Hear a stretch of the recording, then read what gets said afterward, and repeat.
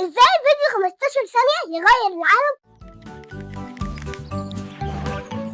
ازيكم يا اصحابي، اهلا بيكم في عالم ريماس. تعرف ان التيك توك ما اتولدش فجأة وكان خطة ذكية جدا. في سنة 2016 شركة صينية اسمها بايت دانس قررت تعمل تطبيق بسيط جدا، فيديوهات قصيرة سريعة ومسلية، وسموه دويه.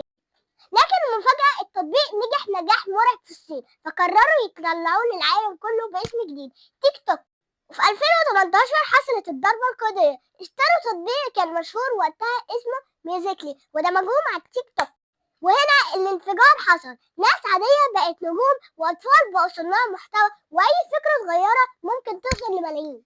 بس السر الحقيقي مش في الفيديوهات، السر الحقيقي في الذكاء الاصطناعي اللي بيعرف انت بتحب ايه، ويفضل يوريك فيديوهات لحد ما تقول اخر فيديو انا، اخر فيديو انا. قولولي في الكومنتات ايه اكتر محتوى ضيعلك وقتك، وايه اكتر محتوى اتعلمت. قبل الفيديو يخلص دوس لايك وشير العالم الناس، واعمل متابعة عشان توصلك كل الحاجات اللي بنحبها اول مرة اتعملت لحد دلوقتي. صلوا على النبي.